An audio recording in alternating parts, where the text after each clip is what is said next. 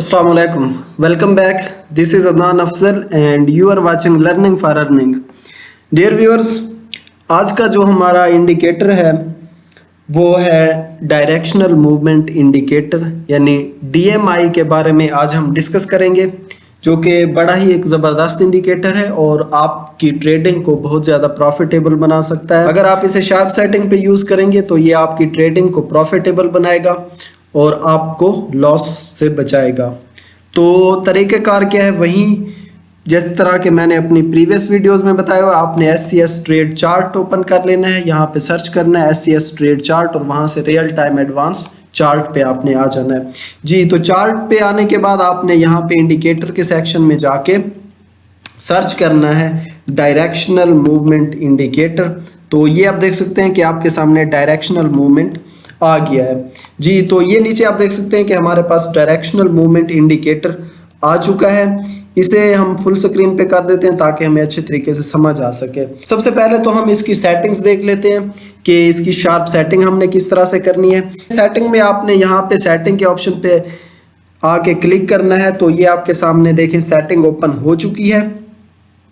यहाँ पर आपने ये जो पॉजिटिव DI है इसे आपने ब्लू ही रहने देना है और थोड़ा सा इस लाइन को थिक कर देना है। इसके बाद नेगेटिव जो हमारे पास DI आ रहा है इसको आपने रेड कर देना है, रेड करके थोड़ा सा थिक कर लेना है। और इसके बाद ये जो ADX आ रहा है आपके पास, ADX को आपने ब्लैक कर देना है और थोड़ा सा थिक कर देना है। और यहाँ पे आपने इनपुट्स में जाके आपने DI लेंथ और ADX स्मूथिंग दोनों को 14-14 यानी 14-14 की बजाय आपने 5 और 5 कर देना है जी। तो ये करने के बाद आपने यहाँ से ओके कर देना है जी। तो ये आप देख सकते हैं कि अब हमारे पास इसकी शार्प सेटिंग आ चुकी है। यहाँ पे आप देख सकते हैं कि हमारे पास 3 लाइनें बनी हुई आ रही हैं। एक ब्लू कलर की लाइन है, एक रेड कलर की लाइन है और एक ब्लैक कलर की लाइन है। सबसे पहले तो आपने इस ब्लैक लाइन को इग्नोर कर देना है। फॉर एग्जांपल ये ब्लैक लाइन जो है ये हमारे पास है ही नहीं, इसे आप छोड़ दें। मेन जो सबसे इंपॉर्टेंट जो लाइंस है वो ये 2 लाइंस है, एक तो ये रेड लाइन होगी और एक ये ब्लू लाइन हो गई। रेड लाइन क्या है? रेड लाइन हमारे पास सिग्नल लाइन है और ये जो ब्लू लाइन है ये हमारे पास DMI लाइन है। तो अब हमें ट्रेडिंग का पता किस तरह से चलेगा, हमने एंट्री और एग्जिट कब लेना है।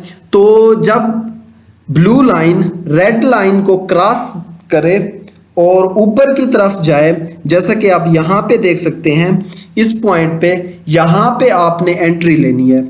और ये आप देख सकते हैं कि एक ये पॉइंट भी है, यहाँ पे ब्लू लाइन ने रेड लाइन को क्रॉस करके ऊपर की तरफ गई।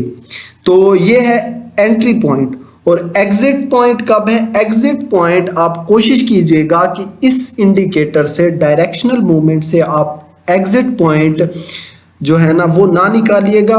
इसके साथ और इंडिकेटर जैसे कि हमारे पास MACD हो गया, इसके अलावा सुपर ट्रेंड हो गया, इसके अलावा पैराबोलिक SAR हो गया, इस तरह के इंडिकेटर यूज कीजिएगा एग्जिट पॉइंट के लिए। तो ये एंट्री के लिए ज़बरदस्त है। वैसे आप यहाँ से भी एग्जिट कर सकते हैं। आपने एग्जिट कब करना है? आप कोशिश कीजिएगा कि इस इंडिकेटर की मदद से एग्जिट तब करें जब यहां से ये जो ब्लू लाइन है जैसे ही इसका ट्रेंड वीक हो, यानी ट्रेंड इसका छूटे और ये नीचे की तरफ आए, तो आपने एग्जिट कर देना है। आपने ये कभी नहीं देखना कि जब तक ये ब्लू लाइन क्रॉस करके फिर ये रेड लाइन से नीचे नहीं जाती हम तब एग्जिट करेंगे। यहाँ पे एग्जिट का तरीका थोड़ा सा डिफरेंट है, यानी जैसे ही आपकी ब्लू लाइन, मतलब जैसे ही ब्लू लाइन का ट्रेंड वीक हो और वो नीचे की तरफ जाए, आपने एग्जिट कर लेना है। एंट्री कब करनी है? एंट्री आपने जब क्रॉस ओवर जनरेट हो, यानी ब्लू लाइन रेड लाइन को क्रॉस करके ऊपर जाए, आपने एंट्री ले लेनी है। और एग्जिट आपने तब करना है जैसे ही ये ब्लू लाइन नीचे की तरफ आए, यानी यहाँ पे ट्रेंड वीक हो, तो आपने एग्जिट ले लेना है। ये तो होगी रीडिंग और एंट्री और एग्जिट। अब ये जो ब्लैक लाइन है ये हमें क्या बताती है? ब्लैक लाइन का मकसद बेसिकली ट्रेंड को शो करना है कि क्या ट्रेंड वीक चल रहा है या ट्रेंड स्ट्रॉन्ग चल रहा है। जब ये ब्लैक लाइन, मतलब कि ब्लैक लाइन इस ब्लू लाइन से ऊपर हो, यानी जिस तरह के इस पॉइंट पे ब्लैक लाइन जो है ना वो ब्लू लाइन के ऊपर है, तो इसका मतलब है कि ट्रेंड जो है ना ये इतना ज्यादा स्ट्रॉन्ग नहीं है। समझ आ रही है? यानी जब तक ये रेड लाइन और ब्लू लाइन इस ब्लैक लाइन से ऊपर हों तो उस बात का मतलब ये है कि ट्रेंड जो है ना वो स्ट्रॉन्ग है। मैं थोड़ा सा ये रिमूव कर देता हूं ताकि आपको क्लियर समझ आ सके। जी, तो अगर आप इस पॉइंट पे देखेंगे तो ब्लू लाइन जो है ना उसने रेड लाइन को यहाँ पे क्रॉस किया और फिर इस ब्लैक लाइन से भी ऊपर चली गई। इसका मतलब ये है कि ट्रेंड जो है ना वो काफी ज्यादा स्ट्रॉन्ग है और काफी लंबे अरसे तक चलने वाला है। ये बात इस चीज की इंडिकेशन होती है।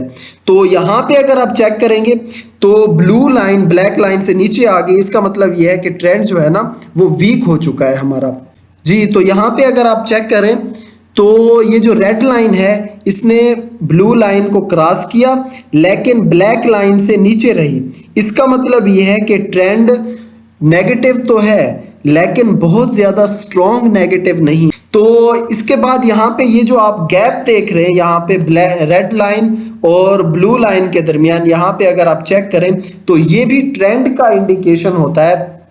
जितना ज्यादा ये गैप होगा इसका मतलब ये है कि ट्रेंड जो भी चल रहा है, पॉजिटिव ट्रेंड चल रहा है या नेगेटिव ट्रेंड चल रहा है, वो बहुत ज्यादा स्ट्रॉन्ग है। मतलब यहाँ पे अगर आप देखें तो ये जो ब्लू लाइन है ये काफी ज्यादा गैप के साथ है रेड लाइन के, यानी ये जो ब्लू लाइन और रेड लाइन के दरमियान गैप है ये काफी ज्यादा है और ब्लू लाइन ऊपर है। तो इसका मतलब है कि पॉजिटिव ट्रेंड चल रहा है और काफी ज्यादा स्ट्रॉन्ग पॉजिटिव ट्रेंड चल रहा है। अगर आप यहाँ पे चेक करें तो ब्लू लाइन नीचे है और रेड लाइन ऊपर है, यहाँ पे गैप भी बहुत ज्यादा है। इसका मतलब यह है कि ट्रेंड जो है ना वो नेगेटिव चल रहा है और काफी ज्यादा स्ट्रॉन्ग नेगेटिव चल रहा है। अगर आप यहाँ पे चेक करें इस जगह पे तो इनके दरमियान ये जो गैप है ये बहुत ज्यादा नहीं है। यहाँ पे भी ट्रेंड तो नेगेटिव है, यानी रेड लाइन ऊपर है ब्लू लाइन के, लेकिन ट्रेंड नेगेटिव होने के बावजूद भी बहुत ज्यादा स्ट्रॉन्ग नेगेटिव नहीं है। काफी चांसेस यहाँ पे थे कि यहाँ पे ब्लू लाइन ऊपर चली जाती लेकिन वो गई नहीं। फिर अगेन जो है ना वो ट्रेंड काफी ज्यादा नेगेटिव हो गया और रेड लाइन मजीद ऊपर चलेगी। यहाँ पे आप देखें तो ये गैप काफी ज्यादा फिर बढ़ गया और इसी तरीके से आप आगे भी देख सकते हैं। This is all about directional movement indicator, किस तरह से रीड आउट किया जाता है, किस तरह से शार्प सेटिंग की जाती है और किस तरह से यहाँ पे एंट्री लेनी है, किस तरह से एग्जिट लेना है। अब हम इस इंडिकेटर को मार्केट पे अप्लाई करके देखते हैं और चेक करते हैं कि ये जो इंडिकेटर है वो कितना परसेंट ट्रू है, कितना परसेंट रियल है और किस तरह से हमें सिग्नल देता है। जी, तो यहाँ पे आप चेक करें कि KSE 100 इंडेक्स हमारे पास लगा हुआ है।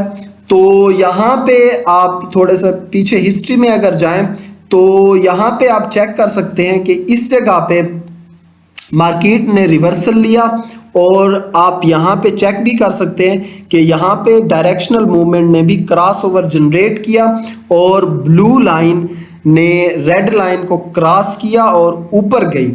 लेकिन अगर आप यहाँ पे चेक करेंगे तो ब्लू लाइन ने ब्लैक लाइन को क्रॉस नहीं किया। क्यों? क्योंकि ट्रेंड यहाँ पे आप चेक करें तो बहुत ज्यादा स्ट्रॉन्ग ट्रेंड नहीं था, यानी लंबे अरसे के लिए पॉजिटिव ट्रेंड नहीं था, पॉजिटिव यानी अप ट्रेंड नहीं था। फिर अगेन मार्केट जो है ना वो डाउन ट्रेंड का शिकार हुई। तो आप डायरेक्शनल मूवमेंट इंडिकेटर के ये जो सिग्नल्स हैं उसे आप चेक करें तो आप देखेंगे कि यहाँ पे ब्लू लाइन ने ब्लैक लाइन को क्रॉस जनरेट नहीं किया। जब ब्लैक लाइन को क्रॉस करती है यानी ब्लू लाइन या रेड लाइन, तो उसका मतलब ये होता है कि ट्रेंड बहुत ज्यादा स्ट्रॉन्ग है। यहाँ पे इसका मतलब ये है कि ट्रेंड बहुत ज्यादा स्ट्रॉन्ग नहीं है। और फिर अगेन जो है ना यहाँ पे आप चेक करें तो यहाँ पे क्रॉस जनरेट करके ब्लू लाइन नीचे गई और ऊपर अगर आप मार्केट को देखें तो मार्केट में भी नेगेटिव ट्रेंड यानी डाउन ट्रेंड शुरू हो गया।